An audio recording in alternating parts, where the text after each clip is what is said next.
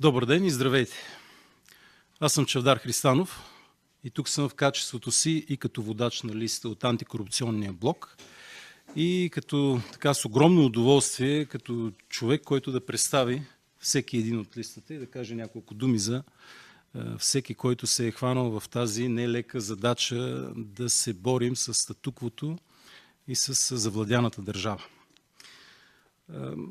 За мен бих казал съвсем кратки думи. Хората са ми виждали вече няколко пъти на избори, включително на местните избори. Аз съм и общински съветник вследствие на вота, който получих 23-та година. Женен, с 3 деца, собственик на малък бизнес. Хората в Плевен знаят, че се занимавам с хлебопроизводство. Но освен на бизнеса, смятам, че ние сме длъжни, аз чувствам себе си дълг, да отдам възможно най-много енергия за това да променяме и социалната, и политическата система в името на по-добри дни за България. В политиката съм именно и само заради това. Антикорупционният блок се създаде след много тежки и много дълги преговори. Близо 2 години продължиха те. Знаете, моя брат Иван Христанов, който създаде и партия Единение. Аз съм в самото начало при създаването и като учредител на партията, заедно с доста хора, които повярваха на идеята, но той е и идеолог и един от важните лица, който спомогна за създаването на антикорупционния блок. В него влизат към момента 4 партии. Партия Единение, Зелено движение, партията на Бачийски от Бургас, средна европейска класа и Ние идваме. 4 партии обаче са положили основа на една платформа, която със сигурност ще търпи разширяване и развитие, защото идеята на антикорупционния блок е не просто да се яви само на тия избори като коалиция, а да бъде един постоянен съпътстващ модел напред в годините, да дава пристан на антикорупционерите, хората, които искат да се борят за добруването на България и да се съюзяват с нас в тази битка. Това е антикорупционният блок. Дългосрочна платформа, в която може да се включи всеки, който иска да променя България към по-добро. На второ място подгласник е Красимир Кондов. Той стои до мен. Аз съм имал честта да бъда и негов ученик в музикалното училище. Той е именит преподавател, композитор, диригент в Северняшки ансамбъл и художествен ръководител. Въобще културата и фолклора в лицето на този човек срещат така едно огромно развитие, една невероятна приемственост. Той е страхотен гайдар. И аз като човек, който се е занимавал с фолклор, изключително почитам всичко, което той е направил и смятам, че е голяма чест той да бъде тук с нас. Моята цел ще бъде да поддържам едни отдавна вече наложени, така да ги наречем, промени в статута на нашите културни институти.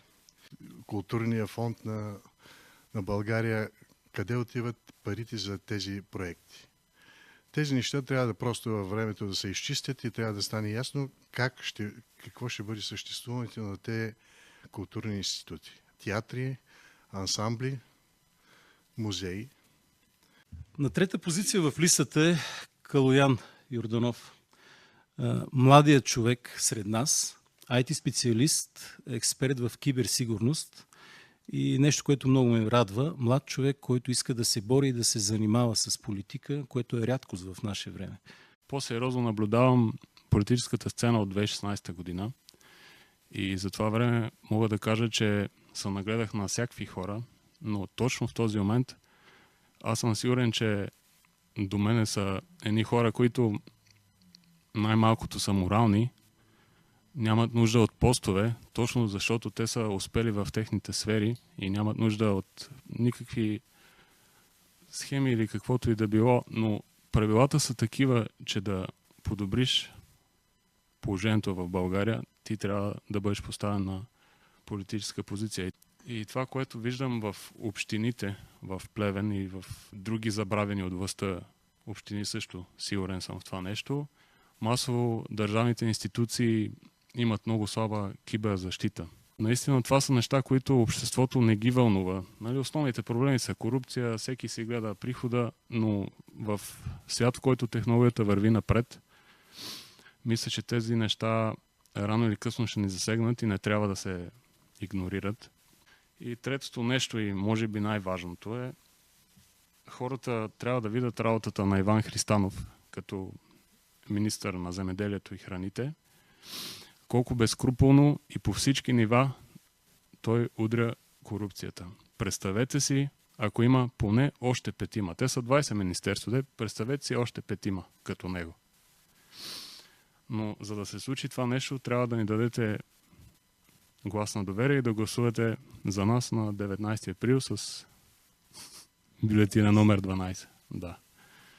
На четвърта позиция, но не по важност, защото тук е един много специален човек, Росен Цонев. Гражданска позиция на Зелено движение, преподавател в Софийския университет. Той е професор по екология и опазване на екосистемите. Да разсея едни митове за зелената енергия и защо един експерт зелен, така да се каже, е против едно подобно развитие на зелената енергия. Всъщност основната идея е да редуцираме въглеродните емисии, специално на въглероден диоксид. За съжаление обаче, така за инвеститорите най-лесно е да направят и да вземат едно общинско пасище в съответната община и там да изградат, защото няма да се занимава с частните стопани и така нататък. И вследствие на което ливадите и пасищата в България и заради разораванията, и в последните години, особено заради поставянето на хиляди декари фотоволтаици върху тях, всъщност са намалели 2 пъти от 2015 година насам. И то според земеделските статистики в Бансик. Ние не сме против поставянето на зелени системи, включително и на фотоволтаици, но не бива да бъдат изграждани на неподходящи за това места, които да компрометират биологичното разнообразие, което и по закон е най-важното и задължение на всеки гражданин, община и така нататък е да го опазва, защото то е национално богатство. Така че ние по този начин спасяваме и животновъдството, защото за един животновъд най-големия проблем е, че няма достатъчно вече ливади и пасища, на които да пасат животните. Пета позиция в листата Николай Борисов, човек на изкуството, музикант, в Северняшки ансамбъл диригент, така отдаден на каузата музика целия си живот, женен с 2 деца. Държавното ръководство абдикира не само от културата и изкуството на родината ни и от много други неща, но това е ясно за всеки, защото тя се отдава на едни задкулисни договорки, стремежи и надмощия и какво ли още не. Нашата цел е най-единствена и много ясна. Борба до последно с всяко едно задкулисие, с всякакви възможни на всяко едно ниво. Мога само да добавя, че можем да обърнем много по-сериозно внимание на връзките не само на национално, а и на международно ниво, защото за всички хора е пределно ясно, че българския фолклор е нещо, което се оценява по цял свят като уникален. Следващото име, популярно е в Плевен според мен, познават го хората, Боби Ботев. И аз дори не съм сигурен дали трябва да го представя като единение или зелено движение, защото той е бил с много инициативи и при зелените, така в предни периоди от време, което му прави чест будна личност, също като мен в частния бизнес, но по-важното е, мисля, че много хора разбраха напоследък какво се случваше. Ти ще кажеш и повече, Боби, именно занимава се много активно с проблемите за психичното здраве на децата. В Плевен имахме такива сериозни и това е човека, който поде една много сериозна инициатива и доведе до край. И положението в момента е, че ние дори в момента имаме деца в риск в Плевен и никой не работи с тях. Тоест всичките институции играят ролята на щрауси, си завират главите в пясъка и очакват нищо да не се случи. Такава беше реакцията дори и след първия случай. Не се работи с децата. И за още по-голямо съжаление не са потърпевши самите учители от това нещо. Педагогическите екипи или институцията, която се намира дори в тази сграда, ами са потърпевши самите младежи. Защото техните проблеми остават затворени вътре в тях и те след дълго време, не намирайки решение на тях, търсят други варианти да се случи това нещо. И за мен това е лична кауза по принцип, независимо дали съм част от управление, политик, част от общински съвет и така нататък, ние няма да спрем да работим за нея. Чисто и просто в момента никой не желае и дори да се прави нещо е само на приказки. Предпоследен е Митко Гетов. Той е известен не само като художник и преподавател, той е така познатия диджей, който сме виждали много пъти на всякакви празненства.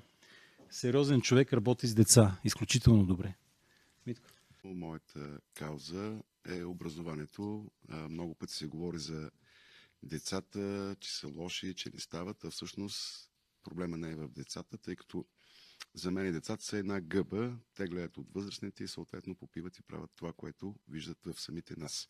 Втория проблем, който за мен е много важен, това така наречено избягване на професионалните гимназии. Това е друг проблем, който за мен е много важен, тъй като за пример мога да дам Плевен. Плевен има единствения, отколкото знам, Лозаро-винарски институт, освен Лозаро-винарския техникум.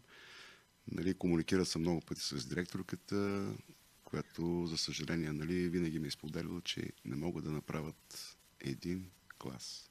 Другия проблем основен за мен е, както казат и работодателите, почнаха да вкарват работници от чужбина, което за мен е също недопустимо, при положение, че имаме толкова български деца и граждани, които се чудят как да намерят работа, а те не могат да я намерят не защото не могат, а защото не са обучени.